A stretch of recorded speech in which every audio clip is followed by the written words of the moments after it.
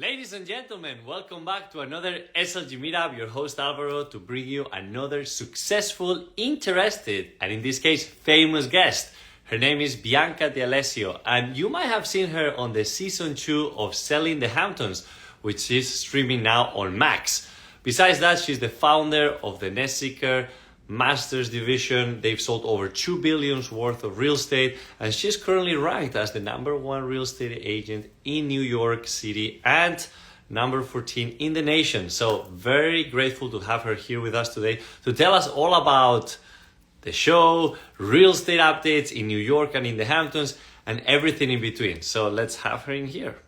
What's going on, Bianca? How are you? Good morning. Good morning. How are you? I'm doing great. How are you? Amazing. So happy to have you here with us today to tell us all about what's been going on. I mean, I'm sure it's been a boom of notifications coming your way because the season 2 of Selling the Hamptons just came out live. Just came out last week, and the response has been so amazing. It's just wild to be part of this reality TV journey. Anytime a season comes out, it's so highly anticipated. We worked on it for a really long time. So it's great to hear everyone's feedback and how much they love the show. I love it. Now, did you guys maintain the relationships within the team and everything? Because I know there was some drama in there, but it came out so nice. Thank you. There's always drama. There's always drama. But of course, we maintain our relationships. We do deals. We're friends on and off camera.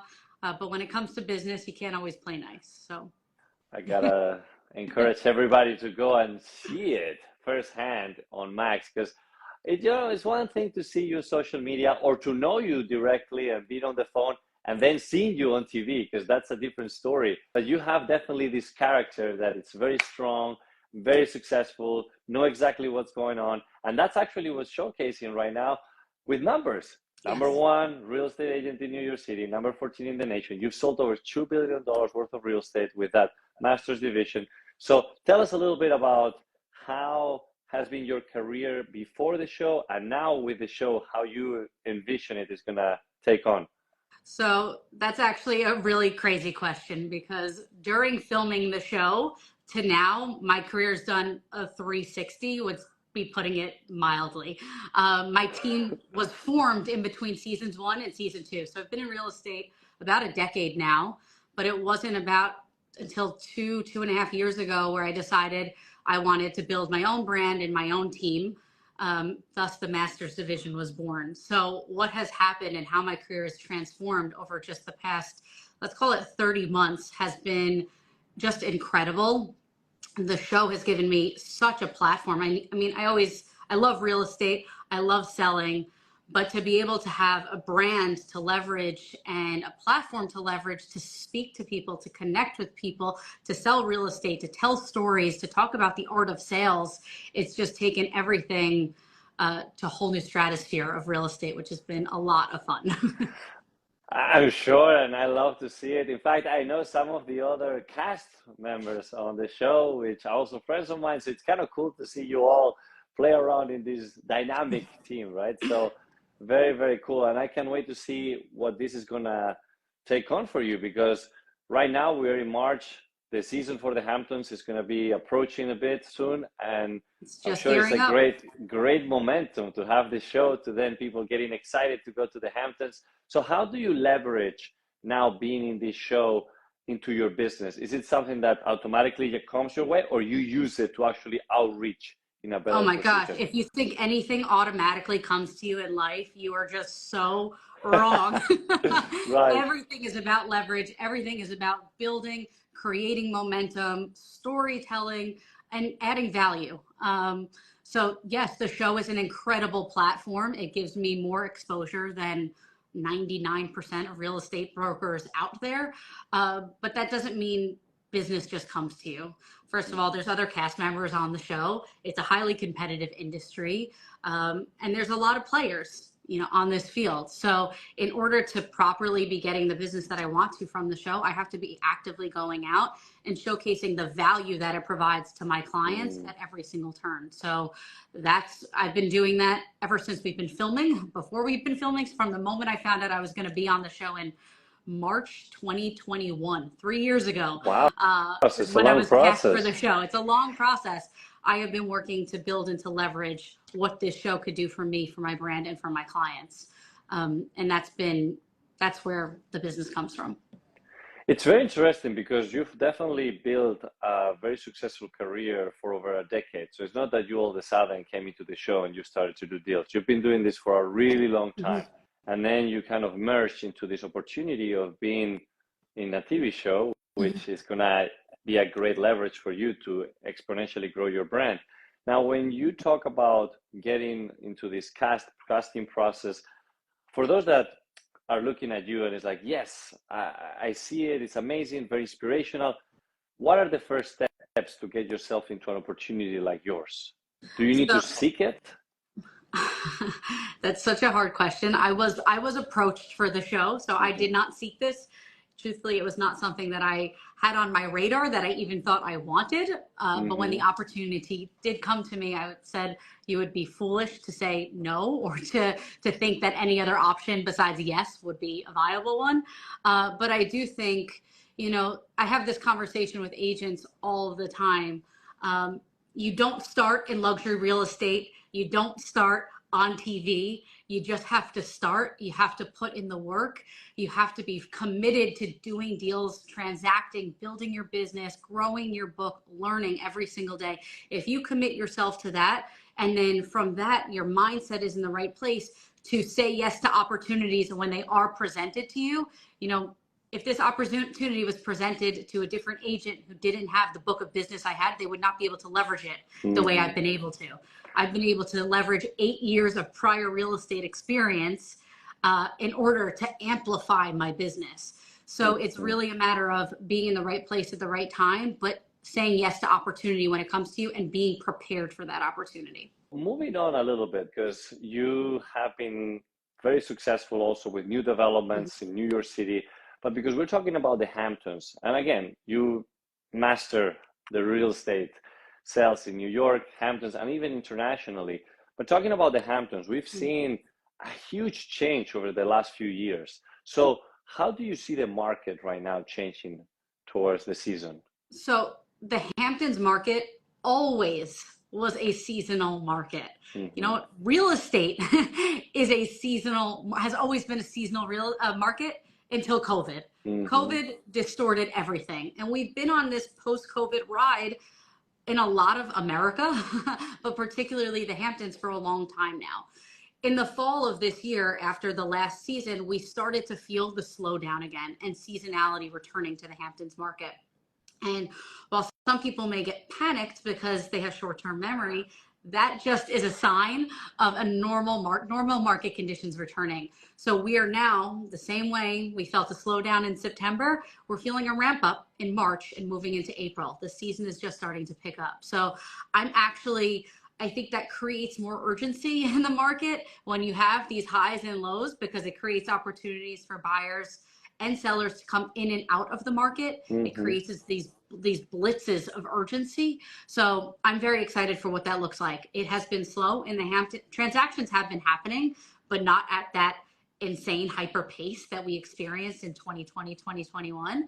And I'm very excited to feel the resurgence into the market, especially as we're feeling, because the New York City and Hamptons markets are so connected. So starting to feel the momentum rebuild in New York City as well as the Hamptons, the reduction of interest rates, buyer confidence, increasing, the stock market soaring, all of those things just aid and help the real estate market tremendously, especially these ultra luxury markets. Right, no, absolutely. And I see the correlation, right, between different markets, but at the end of the day, when it comes to generating leads, of course, you've been working for many, many years, so you have a sphere, that network that you can tap into. But if you're looking into farming, if you're looking into building new lead gens, what's your main focus? So even though I have a sphere, I never stop lead generation. The moment you take your foot off the pedal is when everything dries up.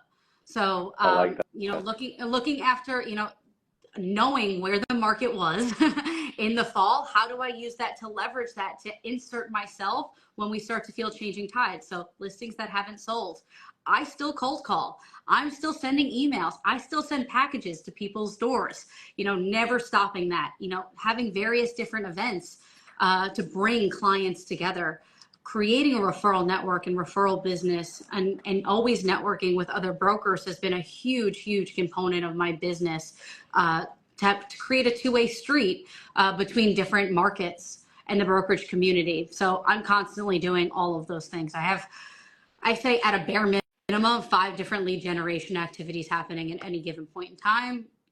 More often than not, it's more than that, but any agent should have at least 5 going at any time. I love that. No, and I love also the last part you mentioned about collaboration, right? Like finding the right strategic partnerships with other brokers in other jet set locations. Because at the end of the day, one of the things that a lot of people forget about is they put their focal point in their market, and they forget that in reality, you're getting a lot of leads and clients coming from overseas. And it's usually sometimes through referrals from other brokers. So building that network is so important. It's huge. And the show has helped me with that tremendously, Right. to pull myself, not just not just because of the show, but recognizing how global real estate is. I mean, last week I was in Dubai. I gave the keynote speech at the International Property Show, and just the business I'm already feeling with brokers from the Middle East who have clients who want to buy in New York has been huge. And so never underestimate the value of networking and collaborating. I just feel we are so much stronger when we work together, but finding the right strategic partner is very important.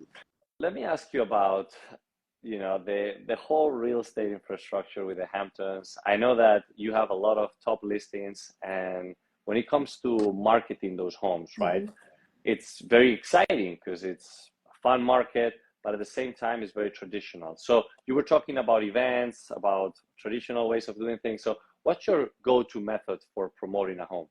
So, there's always checking the basics, right? You have to have the incredible photography and the great videos and placement, but then that is not enough, especially when you're dealing with at such high price points. It's really the personal outreach, it's connecting, and it's discretion. So much of the Hamptons is actually about discretion.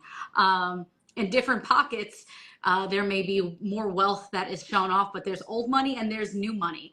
And so it's making sure that you're properly positioning your home for the right clientele, but then capturing that right buyer in the proper way.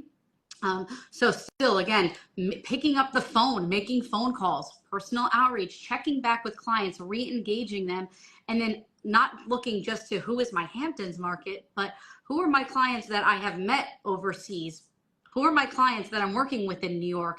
How am I putting a property in front of them that they may not have, was not on their radar to buy, but showing them the unique opportunity and why now is a great time to enter the Hamptons market.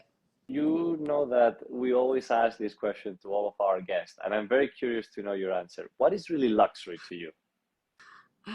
To me, luxury, it's more than just the mindset. It's understanding that you can think and you could put yourself wherever you want to be, and that you have the upward mobility in life. That's a level of luxury that most people don't understand or can ever afford. It's beyond the monetary amount. It's where can you envision you want to be? How do you work towards getting there? And how do you free yourself from the mental constraints that hold you back from reaching that point? Bianca, I really appreciate it. I'm just going to ask you one last question, which I'm very curious. With all these years in the industry and all the ups and downs, if you could tell your younger self one piece of advice, what would it be? To keep showing up in yourself, to keep showing up, and to always believe in yourself. There will be the darkest of days. There will be so many people who are running faster than you are, but if you keep showing up for yourself and putting the work in to understand who you are, why you do the things you do, why you're responding, why you interact the ways that you are, being committed to a growth mindset to become better and better every single day, that is the most important. I love it. Absolutely. Very nice. And I connect a lot with the things that you said today. So I appreciate your time. I appreciate the input, and I wish you well. I hope that the show keeps on going up the charts and that you keep on crushing it in the game of real estate. Thank you so much. This is awesome. I appreciate your time and thanks for having me on. All right.